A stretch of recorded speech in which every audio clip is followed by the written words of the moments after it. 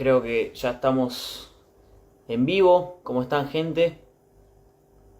Vamos a esperar al gran Agustín Echevarne a que llegue para tratar un tema tan importante como lo es la educación argentina.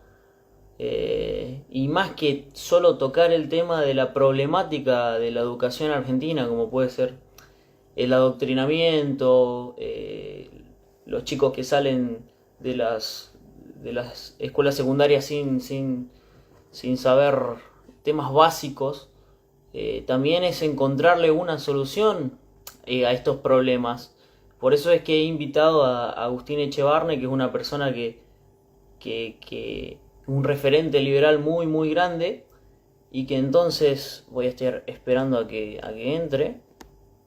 Nos va a dar una visión liberal sobre lo que es la educación y sobre las soluciones que podemos encontrar a los problemas de la educación. Le voy a hacer algunas preguntas, una persona que admiro mucho, el profe. ¿Cómo están? ¿Cómo están? Desde Brasil, bueno, saludos, Dani, desde Brasil. Estuve leyendo que Lula ya está implementando un régimen bastante zurdo. Lo leí hoy, desde hace poco. Ahí está, Agustín.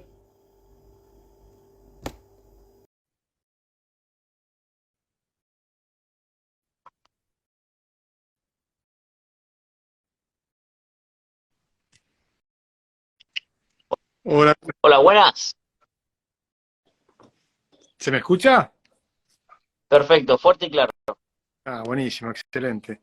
Acabo de llegar, vengo a una reunión, por eso estaba justo al límite, pero llegué bastante bien, digamos. Bueno, muchísimas gracias, Agustín, por tu presencia. Primero, la segunda vez que hablamos, darte mi admiración. Te estuve consumiendo bastante estos últimos meses y poder volver a hablar con vos es algo que a mí me gusta mucho. Para Muchas mí es gracias. un placer. Bueno, es una admiración mutua, porque yo te admiré mucho cuando te vi por primera vez, así es que cuando te hiciste famoso. Bueno, muchísimas gracias.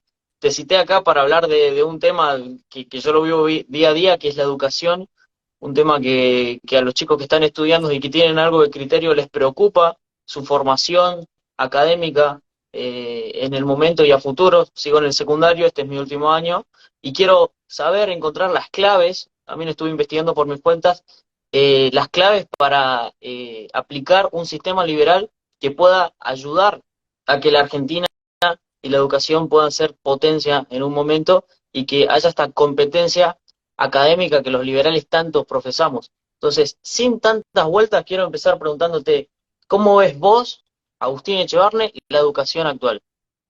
Bueno, la educación en el mundo está cambiando a un ritmo increíble. Este año es el año de la introducción del GPT-Chat y todos los maestros de las escuelas, todos los profesores universitarios, todo el mundo se está enfrentando a que, por ejemplo, no puedes dar deberes, cualquier deber que le das para que lo haga en su casa, se lo pasan al GPT-Chat, y si lo sabes usar, es impresionante. Por supuesto, comete un montón de errores la inteligencia artificial, no tiene el pensamiento holístico que tiene el cerebro humano, tiene un montón de defectos, hay que entender cómo funciona, pero si lo sabes usar, es impresionante, te sirve para pegar los exámenes de abogacía, de economía, de el 99% de biología, supera el 80% de los abogados, es realmente impresionante. Entonces, estamos en un momento totalmente disruptivo. Por suerte, digamos, está ocurriendo esto porque Argentina está frente a una tragedia educativa. Entonces, en el momento en que el mundo se enfrenta a un cambio total, obliga a la Argentina a también hacer un cambio total, que de otra manera capaz que podíamos seguir 10 o 20 años en una decadencia, en un letargo tremendo, espantoso, porque la educación en Argentina hace 20 años era bastante buena.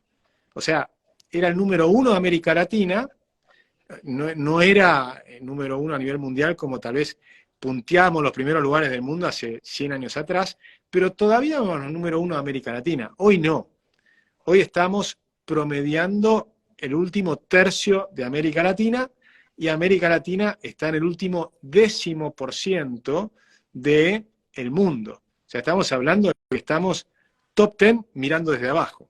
¿Sí? O sea, esa es la situación argentina, que es una tragedia educativa, que para mí es una tragedia que demuestra la corrupción moral de los que se ocupan de la educación en Argentina, empezando por los sindicatos como Baradel, pero también los 1.400 centros de formación docente, porque acá hay un problema muy, muy serio, ¿no?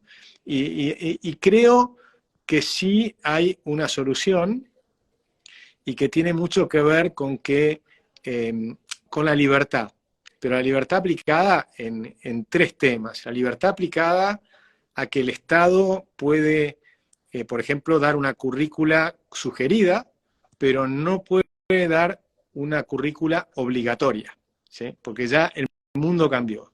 Nadie sabe hacia dónde vamos exactamente. Es como la figura que yo estoy mostrando es como que el mundo jugaba hasta ahora al fútbol.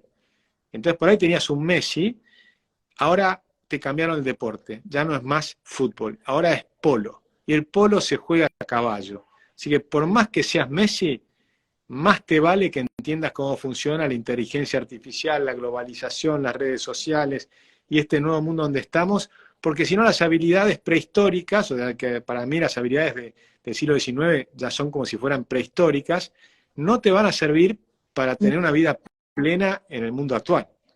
Y ese es el cambio rupturista que estamos viviendo, ¿no?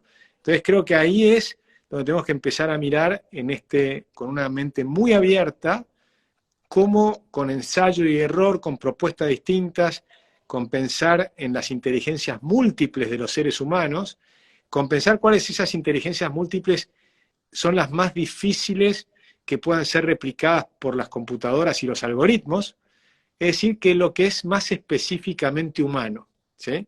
Y desarrollar eso, la imaginación, la creatividad, la inteligencia emocional, la inteligencia espiritual, la capacidad de comprender la espacialidad.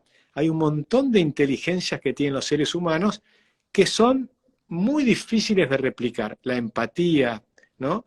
Y a partir de ahí el pensamiento crítico. Por ejemplo, el GPT-Chat tiene cero pensamiento crítico, cero. O sea, es simplemente unas probabilidades bayesianas, de probabilidades combinadas, de cuál es la próxima palabra que tiene que poner para hacer un texto que parezca coherente. Y comprendiendo que el resultado que te da, que puede ser extraordinario, en realidad la máquina no entiende lo que te dio. Te dio un resultado extraordinario, pero no entiende lo que te dio. Así Exactamente. como el reloj te da la hora, pero no sabe lo que es la hora. ¿Sí? Sí.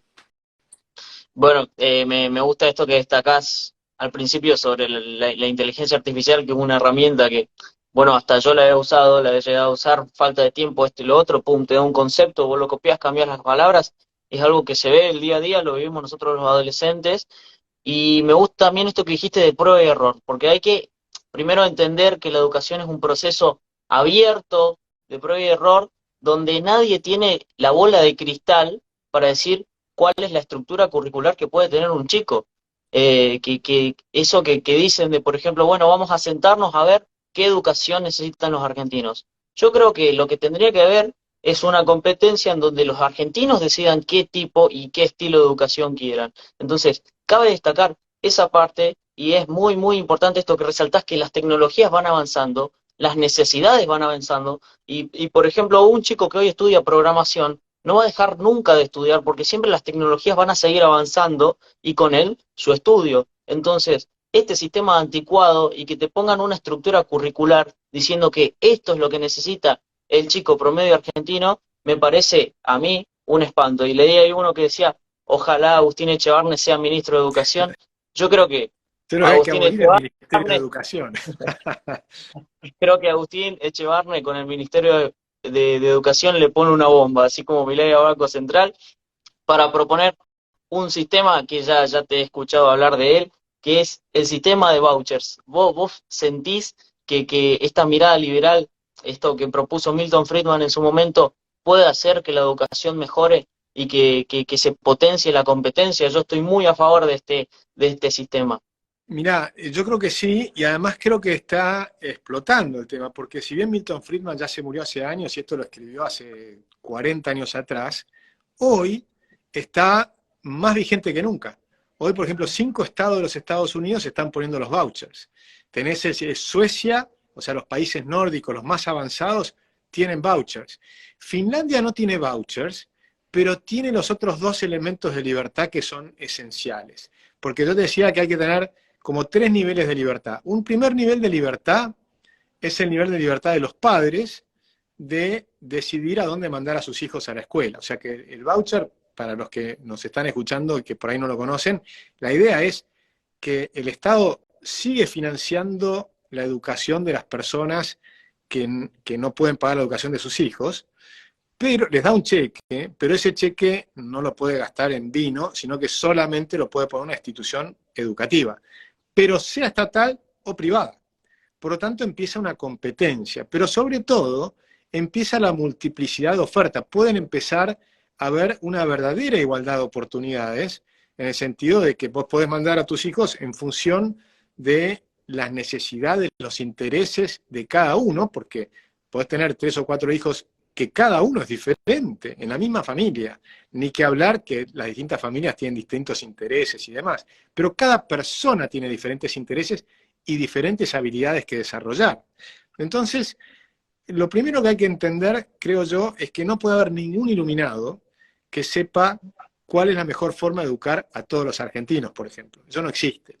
Porque cada argentino es un individuo y cada persona tiene que encontrar su propia forma, su propio camino de educación, que no lo va a hacer solo, lo tiene que hacer acompañado. Y la figura del maestro, y de ahí viene la palabra educar, es acompañar a una persona de un estado inferior a uno que se considera superior. ¿Por qué? Porque ha logrado en ese camino desarrollar sus habilidades.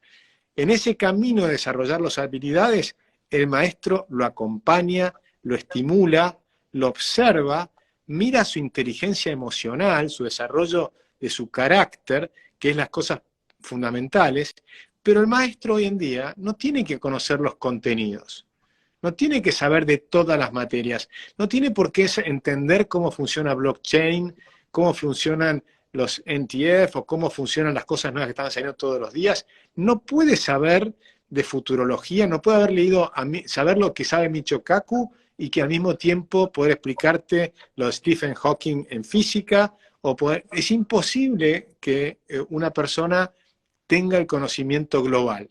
Como tal vez era de alguna manera factible en la época de Leibniz. Hasta Leibniz, te podría decir que un filósofo, un intelectual brillante total, tenía una buena noción del conocimiento mundial. Eso hoy es imposible, porque el ritmo de crecimiento del conocimiento y de la información es tan grande, la cantidad de libros que se imprimen por día son tan grandes que es imposible más que leer una pequeña infinitesimal parte del conocimiento que está disperso. Entonces el maestro es el que te acompaña. Entonces, te resumo estos 3 temas. Primer tema, libertad en la decisión de a dónde mandar a tu hijo y que a medida que tu hijo crece, charlando con él, que posiblemente tiene que cambiar, porque dice, no, este camino que por acá no me funciona, probemos otro. Ensayo y error. Segundo tema, que cada escuela, que está dirigida por un director, por una comisión de padres que tiene que involucrarse en la escuela, ¿no? Los padres más interesados en la educación tienen que meterse en la escuela y estar en la comisión de padres, y los maestros determinen la currícula, y con unas currículas muy flexibles, de cuál es la que tienen que hacer. ¿Pueden usar la guía del Estado? Perfectamente. O sea, si no tienen una idea propia, utilicen la guía del Estado. El Estado puede seguir brindando, si querés, guías, que pueden ser también los privados, por supuesto. Puedes usar una guía privada, una guía estatal, pero puedes tener, sí, algo como lo que hoy existe y no descartarlo un día para el otro, porque muchos no van a estar dispuestos a hacer otra cosa, no sabrían qué hacer.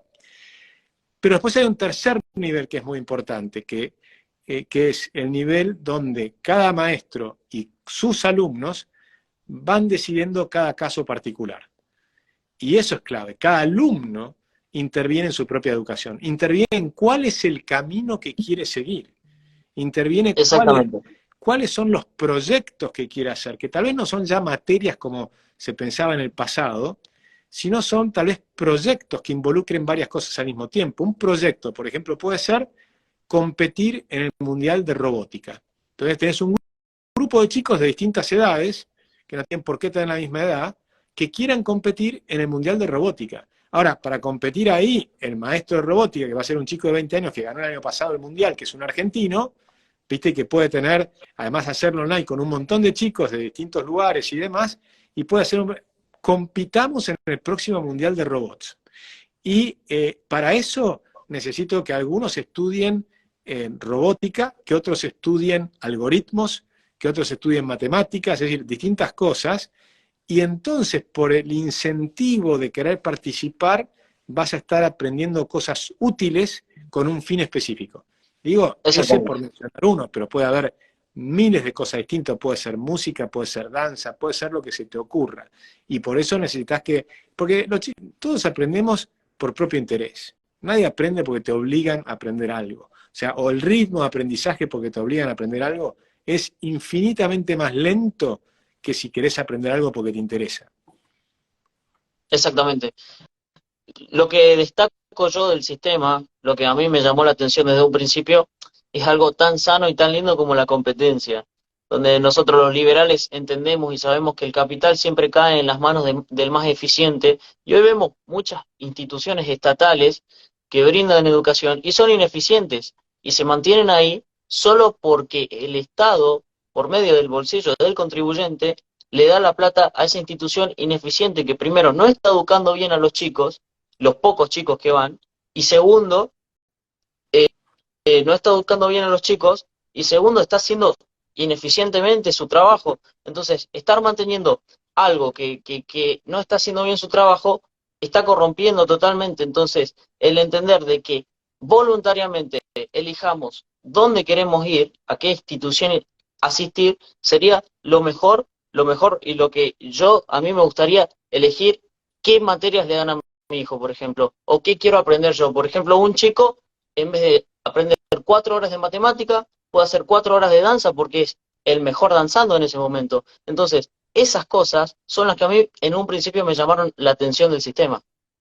Eso es fascinante. Vos sabés que con la danza hay un caso muy lindo de una señora, bueno, en ese momento era una niña, que no aprendía matemáticas, no aprendía a hablar, le costaba todo, lengua, matemáticas y demás. Hasta que iba a los distintos psicólogos, la mamá la acompañaba para que decía, no entiendo qué es lo que pasa, porque yo la veo como inteligente, pero no logra avanzar a ningún lado. Y un psicólogo en un momento le dijo, bueno, vamos a hablar acá al lado. Y la dejó a la chica, le puso la radio. Cuando volvió, la chica estaba bailando. Esa chica pasó a ser una directora hoy de una escuela de danza, aprendió matemáticas, aprendió lengua y es una mujer muy inteligente que desarrolló todo un sistema de educación. Entonces, ¿por qué? Porque la danza clásica te ilumina todo el cerebro, te genera conexiones neuronales en el cerebro izquierdo y el derecho, y también se utiliza el cuerpo calloso que comunica los dos, porque necesitas ambos hemisferios al mismo tiempo. La parte de matemáticas, o si querés que tenga que ver con la música, pero el equilibrio, hay una cantidad de cosas. Al desarrollar el cerebro, después puedes aprender cualquier cosa. Eso es lo que es fascinante del cerebro. El cerebro es plástico, pero si vos le generás conexiones neuronales, lo mismo que te permitió desarrollarte para danzar danza clásica de manera espectacular, te permite después muy rápidamente aprender matemáticas en 6 meses. Ese es el tipo de cosas que yo creo que es interesante, que hay muchos caminos distintos de llegar. Por eso el foco y la clave es que la educación tiene que estar para que cada persona se desarrolle en plenitud, tenga posibilidad de entrar al mundo de los adultos y ser exitoso y feliz. No para cumplir los deseos del ministro o de los políticos que te quieren adoctrinar y quieren que vos pienses de una determinada manera, sino para desarrollar tus habilidades y que vos logres cumplir tus propios objetivos, y no los objetivos que dicen que son de la sociedad, o del partido, o del país, o la nación, o lo que fuera, sino tus objetivos específicos, lo que te interesa, resolver tus problemas. Y por eso yo creo que hay un montón de materias que no se dan en los colegios y que serían súper útiles. Por ejemplo, aprender a ser padres. No hay una materia para aprender. Bueno, por ejemplo, esto que vos decís, de que vos te gustaría implementar un sistema para una materia que sea aprender a ser padres, y capaz que un padre dice, no quiero que mi hijo aprenda a ser padre, lo voy a mandar a una institución que le enseñe a, no sé, ser carpintero. Entonces, competirían y ver si la gente quiere más, o ser padre o ser carpinteros, o si subsisten las dos instituciones. Entonces, este tema también es que, por ejemplo, yo pienso yo, ¿qué me gustaría que lean mis amigos, por ejemplo? O que lean mis hermanitos que son más chicos. Y si fuera por mí, le mando a leer a Hayek, a Mises, a Rothbard, que empiecen a leer a Henry Hazlitt primero con economía en una lección y que manden para adelante. Pero esa es mi visión. Yo no puedo venir a imponerle un sistema desde un monopolio sentado en el escritorio de un burócrata y decir, todos los chicos obligatoriamente para aprobar su materia van a tener que leer tal libro o hacer tal cosa. Eso a mí me parece una locura, porque uno siempre desde la posición del poder va a querer llevarlo para su lado porque cree que está en la razón. Entonces, en vez de dar una razón absoluta, descentralizar el monopolio educativo que tiene hoy el Estado. Eso es en pocas palabras lo que propone este sistema de vouchers que tanto yo defiendo y siempre me cruzo con profesores, se abre el debate donde me dice que es inviable la implementación de ese sistema en Argentina. Te quiero preguntar, Agustín, ¿ves viable una implementación y cómo se implementaría, cómo sería el proceso de privatización, por ejemplo, de las escuelas? Escuché decir a Venegas Lynch una vez de que a él regalaría las instituciones de última, si no queda otra, si nadie las compra, las regalaría a la gente. ¿Qué opinas vos? ¿Cuál es tu visión? Pero lo importante es el sistema de vouchers, porque incluso pueden mantenerse las escuelas públicas si quieren, pero van a tener un tema. El financiamiento de las escuelas estatales, no públicas, públicas son todas. Las escuelas estatales van a seguir recibiendo el dinero por los alumnos, pero si pierden alumnos, pierden presupuesto. Entonces al competir, tienen que atraer alumnos. Y para atraer alumnos tienen que hacer cosas atractivas. Tiene que ser algo que te interese, que te divierta, que vayas al colegio con ganas y no para cumplir cantidad de horas, sino porque decís, no me lo quiero perder. ¿Cómo me voy a perder que mañana estoy con este chico que ganó el Mundial de Robótica y vamos a estar preparando el próximo? ¿Cómo me lo voy a perder? No me puedo perder una hora, no me puedo perder una clase.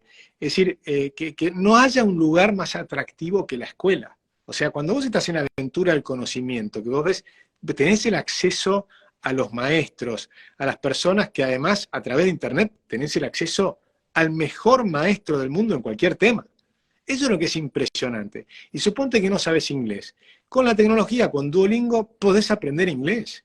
Entonces, cuando decís, mi objetivo, por ejemplo, sería, no sé, entender sobre futurología en temas que todavía no están ni traducidos al español. Bueno, tenés un gran motivo para aprender inglés y poder escuchar directamente las conferencias en TED, que son fascinantes, pero sobre todo cuando pones proyectos específicos, es mucho más lindo.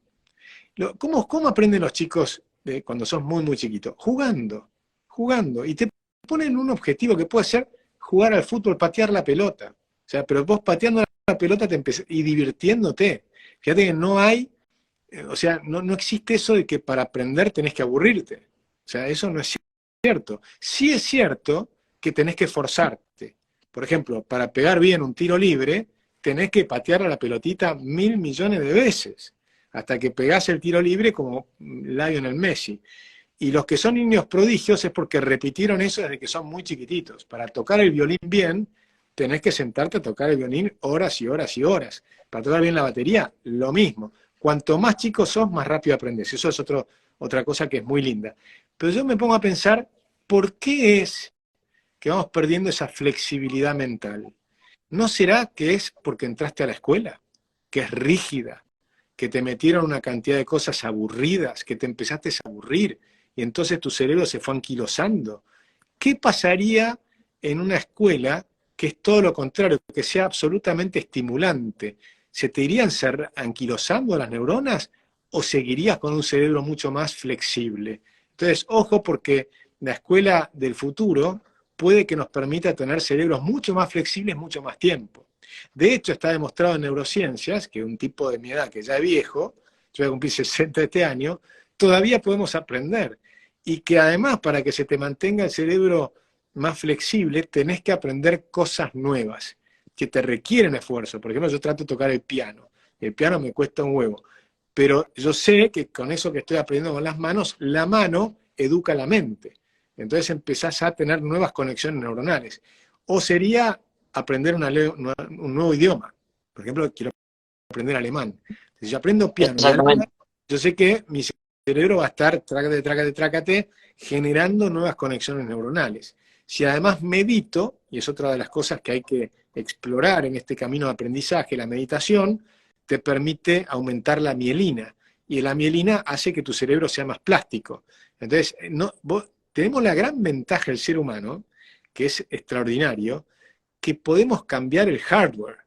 O sea, viste que vos tenés el hardware en las computadoras, los sistemas operativos y después las aplicaciones o los sistemas extras que podés estar poniendo. Vos tenés el hardware, que sería la cantidad de neuronas, que va cambiando, la mielina, donde están el medio donde se mueven las neuronas y que permite las conexiones entre las distintas neuronas, que va cambiando, y sobre todo la cantidad de dendritas, que son como los lazos que lanzan cada neurona para conectarse con otras. Entonces, multiplicar las dendritas es multiplicar la inteligencia. Nosotros podemos cambiar el hard, pero además, por supuesto, podemos cambiar el soft, que sería los programas, la programación, lo que ahora llaman programación neurolingüística, ¿no? O sea, podemos programar nuestro cerebro y ser conscientes de cómo programamos nuestro cerebro desde que nos levantamos a la mañana.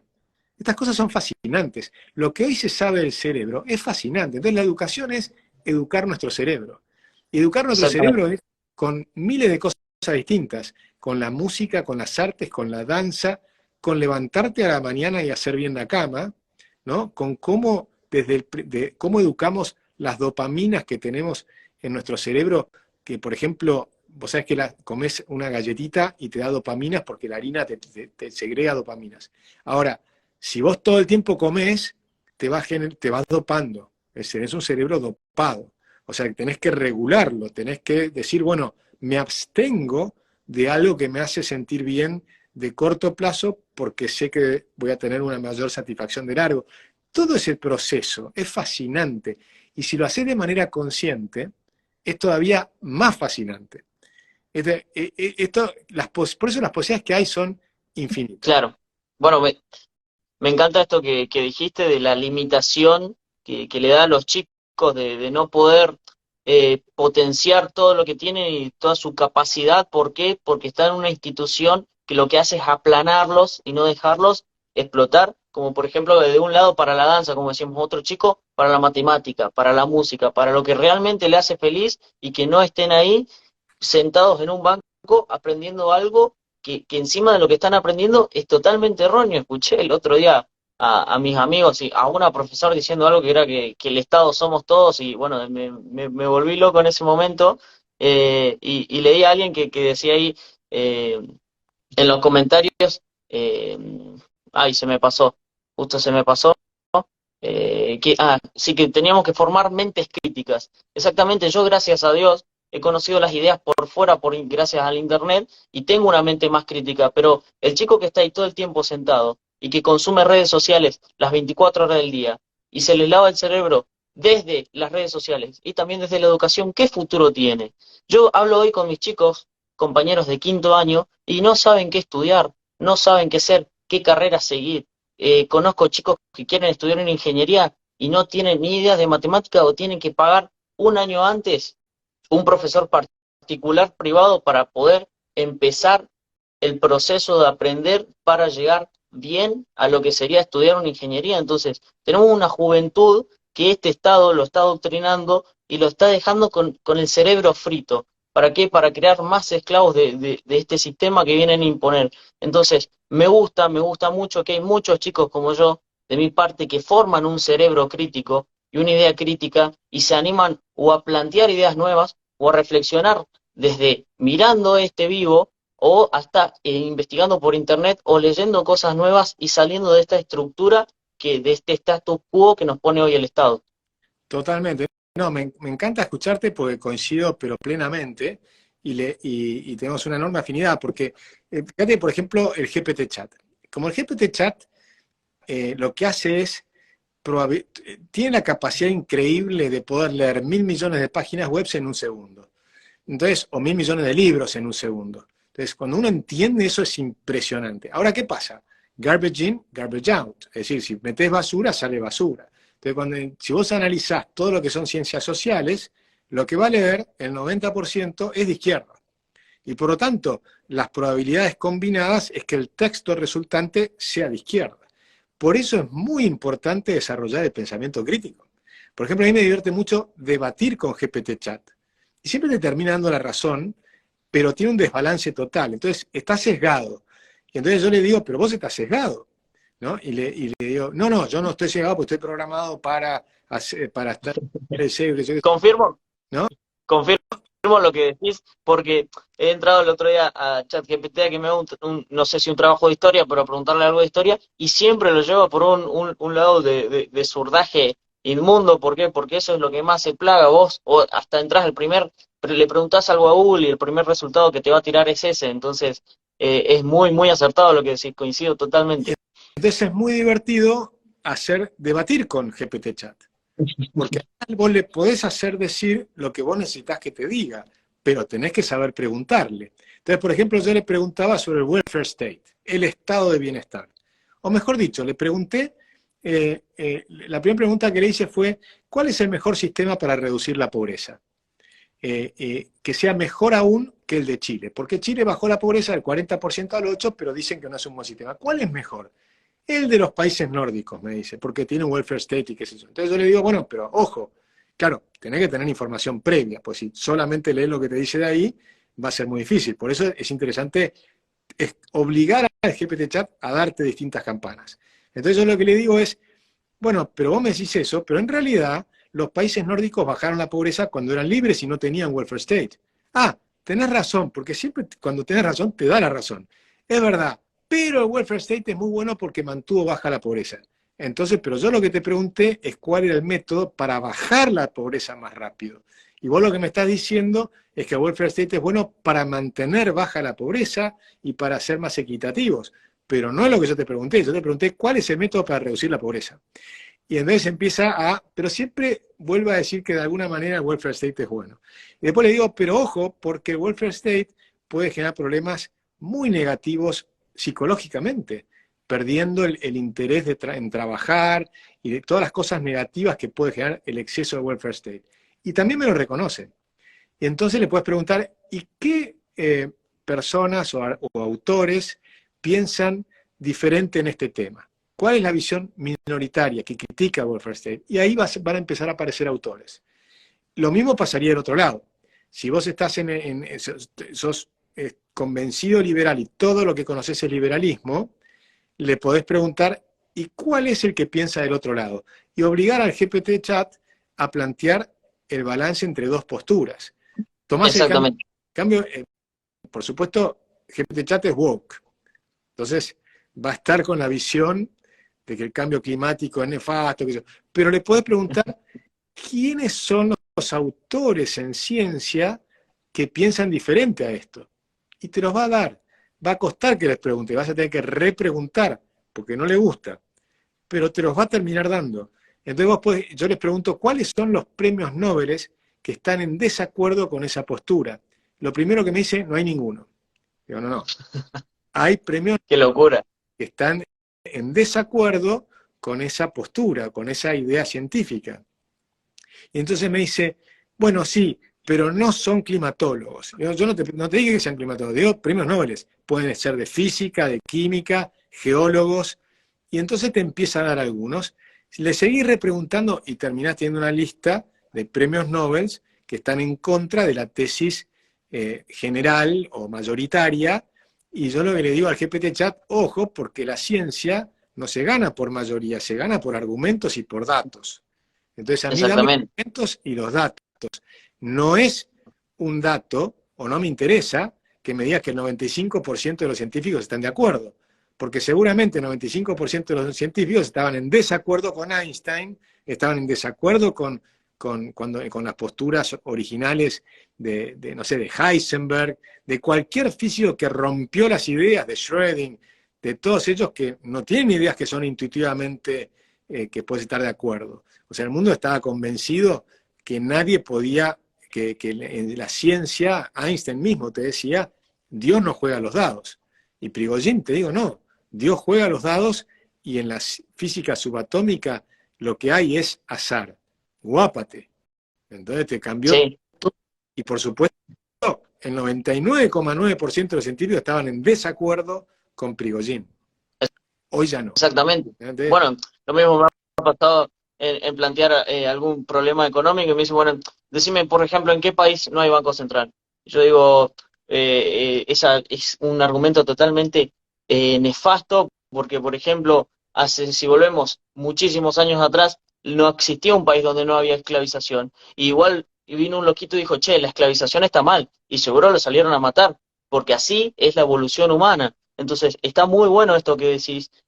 Pero de vuelta, cayendo a lo mismo que dije hoy, esto es porque, por ejemplo, debatir la ChatGPT es porque nosotros tenemos criterio y conocemos por otro lado la información. Los chicos que hoy el ChatGPT le hace el trabajo con la primera respuesta que le da, que me lo ha hecho a mí, entonces esos chicos, la verdad es que tienen un problema muy, muy grande en su formación a futuro. Entonces, que nosotros dos hoy estemos charlando acá de encontrar una solución al problema educativo actual es para mí maravilloso. Te vuelvo a agradecer, Agustín. no, es un placer. Y fíjate que si uno es un maestro y tenés al chat GPT, le podés decir a tus alumnos, bueno, cada vez que me traigan un trabajo, tráiganme lo que te dice originalmente el chat GPT y después la visión contraria. Wow, ¿Sí? eso no pasa. Y entonces, y tráeme las dos visiones, la original y la minoritaria, la que está en desacuerdo, porque en esos desacuerdos es donde puede estar la originalidad, donde puede estar el salto. Si tenés una visión hasta hegeliana, que les encanta a los marxistas, le decís tesis y antítesis y encontremos algo nuevo. Entonces vos tenés que decir, ¿qué cosa nueva podemos generar? Y si queremos buscar algo nuevo, entonces tenés que buscar las disidencias. ¿Qué pasa? ¿Por qué hay disidencia? ¿Dónde está? Ahí en esa disidencia, en ese ruido, es donde puede haber algo original y nuevo. Eso es lo que me parece que es interesante del conocimiento, empezar a entender que hay diferentes visiones. En esas diferentes visiones está la cosa interesante. Y después, Exactamente. entonces, Eh, y es mucho más divertido. claro, Vas a hacer, exactamente. o sea, Yo, que te diga, yo- estudiate una tesis y repetila, es un embole. ¿No? Ahora, estudiar una tesis, mirá la contraria y tratá de encontrar algo nuevo. Eso es mucho más interesante. wow, sí, es verdad. Este espíritu crítico, y siempre digo que me resulta mucho más gratificante charlar con una persona que su pensamiento es el opuesto al mío, que una persona que me está aplaudiendo como foca, porque ahí es donde uno entiende y empieza a crear las nuevas ideas y generar consensos. Y por ejemplo, de gente que está en política, que es a lo que yo o vos, por ejemplo, apuntamos en un futuro o en un presente, es lo que necesitamos, generar consenso. No piensen que mi discurso es como de algunos tibios y siniestros que hay rondando por ahí, pero el sentarse a charlar pero no a discutir una Argentina mejor o una educación mejor, que eso lo decía la gente, pero que académicamente haya una competencia, pero también haya un diálogo. Yo estoy de acuerdo y además tiene que ser un diálogo amigable, porque en la academia, universidad viene de universitas, donde están todas las ideas, todas las distintas verdades. Entonces, es el lugar donde están las distintas verdades en competencia. En competencia, a mí me gusta en italiano, pues sabés que se dice concorrenza, es concurrir al mismo lugar. La competencia es ir al mercado a llevar las cosas y todo el mundo las lleva al mercado. Entonces concurren al mismo lugar. No es una especie de pelea, como uno tiene la idea de que la competencia es una pelea. No es la idea del mercado. La idea del mercado es que vos llevas al mercado tu producto, ¿no? O sea, que concurren al mismo lugar y están en competencia, en concurrencia, están al mismo tiempo dando vueltas ahí. Y acá es el mercado de ideas. Entonces el mercado de ideas tiene que estar allí. Y luego hay que despertar un espíritu lindo de tratar de entender lo que te dice el otro. Entonces, a mí me gusta debatir con los socialistas y trato de encontrar si tienen algún punto que me conmueva. Si me repiten el versito de siempre, no me van a conmover. Ahora, si el tipo es abierto y trata de escucharme a mí Y entonces trata de encontrar un punto donde yo pueda entrar a entender lo que él me está diciendo, es mucho más interesante. Y yo hago lo mismo. Yo tengo que tratar de entenderlo a él y encontrar un punto donde se haga más interesante el diálogo. A mí me resulta más sencillo porque los liberales originalmente empezaron en la izquierda. Entonces, muchos liberales, Ortega, Set, Octavio Paz, Vargas Llosa, muchos empezaron en la izquierda. ¿Y por qué empezaban en la izquierda? Porque estaban en contra de los poderosos. Entonces, en eso de estar en contra de los poderosos y en favor del individuo, de la persona, de la libertad, del que está ahí, tenemos un punto en común con la izquierda tremendo. Los verdaderos socialistas tienen que tener un espíritu liberal, ¿sí?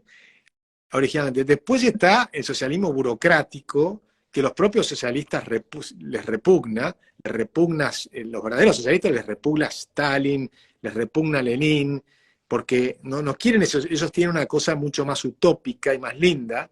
Bueno, en ese socialismo, con esas personas, podemos establecer un diálogo. Capaz que podemos aprender cosas, y hay que estar dispuesto a aprender cosas, y a buscar puntos de contacto. Por el otro punto es, si vamos a vivir en comunidades, no todos vamos a pensar igual. Entonces el desafío es cómo convivo con una persona que piensa completamente diferente. Exactamente, hay que entender, que a mí a veces me cuesta, de que cada idea tiene un trasfondo y una historia de una persona que se ha formado en un contexto distinto al tuyo, con un pensamiento distinto al tuyo, con cosas que lo rodean, herramientas totalmente distintas a las tuyas, que lo ha llevado a pensar así.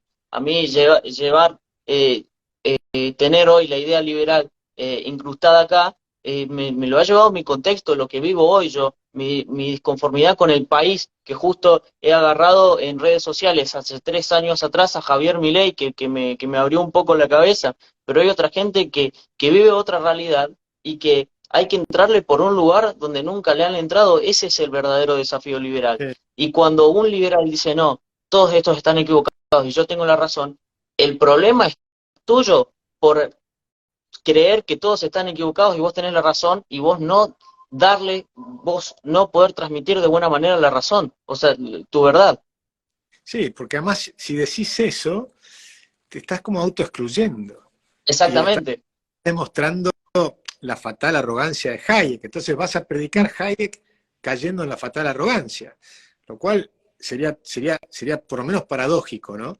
Y la idea del conocimiento disperso y que todos pueden estar mirando las cosas de distintos ángulos y que ahí está la riqueza. Esa es la enormidad del pensamiento de Hayek, es comprender que en esas diferentes miradas hay mucho mayor riqueza que en una mirada por más que sea de un cerebro privilegiado. O sea, cuando estamos 8.000 millones de cerebros sobre la Tierra, olvídate.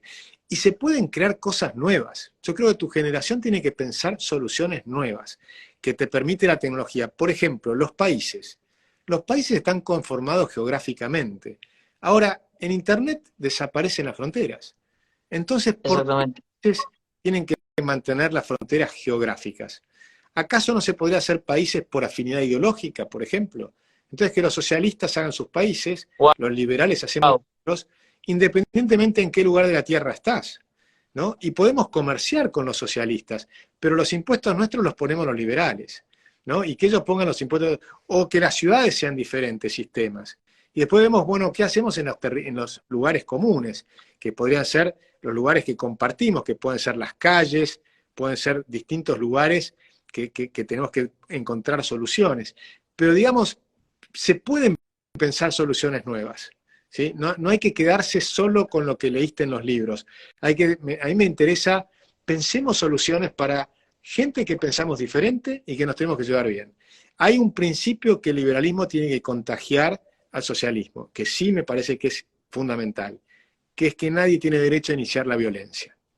Entonces, Exactamente. no podés imponer tus ideas a los otros, porque el liberalismo permite el socialismo, tranquilamente.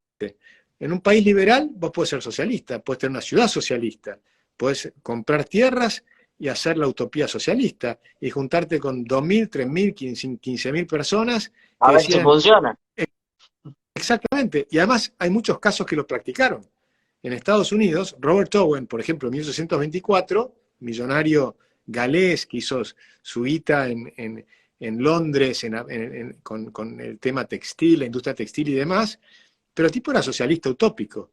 Y entonces él quería hacer cosas por los obreros, estaban los movimientos cooperativistas de Inglaterra y demás, y qué sé yo, y decía, bueno, vamos a practicar el socialismo en Estados Unidos. Después se compraron tierras y hicieron una ciudad. Claro, tuvieron un problema, que es el problema que tienen los socialistas. La primera cosecha más o menos funcionó, la segunda cosecha, donde todos tenían que laburar para sembrar, para cosechar, trabajo arduo y qué sé yo, todos tenían una excusa para decir, no, yo soy poeta, obviamente mi poesía vale más que mi trabajo, compréndanme, y todos encontraron una excusa, si todos vamos a recibir lo mismo, ¿para qué voy a laburar más? Bueno, a los 2 o 3 años, literalmente se morían de hambre, y Owen tenía que rescatarlos, y tenía que endeudarse para rescatar a la gente y que no se mueran de hambre. Pero bueno, que sigan ensayando, y tal vez el día de mañana encuentran un grupo de gente que logra la utopía socialista funcione. Yo los aplaudo, ningún problema. Y los voy a visitar y tocaré la guitarra con ellos. Pero quiero decir, después me vuelvo a mi ciudad liberal. ¿Sí? O sea, Exactamente. A seguir haciendo poesía. Yo creo que hay que buscar nuevos caminos, ¿no? Y seguir explorando, probando, ensayo y error, etcétera, etcétera. Así que creo que el mundo de la educación tiene que ser el lugar donde se exploren todas estas ideas. Perfecto, perfecto. Gente no entiende el liberalismo o no le encuentra bien cuál es su sentido, es culpa nuestra de los liberales por no hacernos entender bien y por no hacer este ejercicio del debate limpio o este ejercicio de ponerse en el lugar del otro para ver qué lo hizo llegar al lugar donde está. Así que bueno, muchísimas gracias por estos momentos, Agustín. Te dejo que descanses después de tus reuniones y de tu día agitado. Así que bueno, muchísimas gracias por estar acá. Un gustazo enorme y lo repetiremos en algún momento. Un abrazo grande. Obviamente, hablando de otros temas, vos lo proponés y lo hacemos sin ningún problema. Abrazo grande. Chau, chau. Hasta